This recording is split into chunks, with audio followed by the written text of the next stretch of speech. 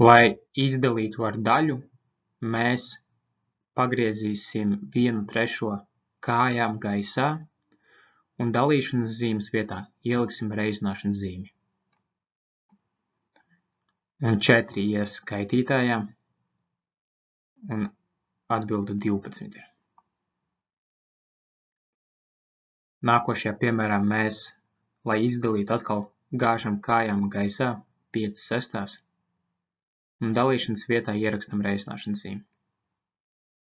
5 atkal ies skaitītājā, varam noīsināt, izdalam vienkārši 5, 5 ir 1 un atbildē ir 6. Māris nopirks 6 kg miltus. Lai izceptu maizi, katram maizes klaipam ir nepieciešams 3/4 no kilograma. Cik maizes klaipus viņš izceps? Aprēķini vienā darbībā. Piemēram, ja nu viņam būtu 6 kg milti un viņš varētu vienu maizi izcept no 2 kg, tad mēs vienkārši dalītu 6, dalīts ar 2 ir 3 maizes.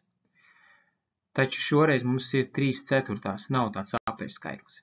Bet rīkojamies tāpat, vienkārši izdalām 6 ar 3/4, gāžam kājām gaisā un sareizinam.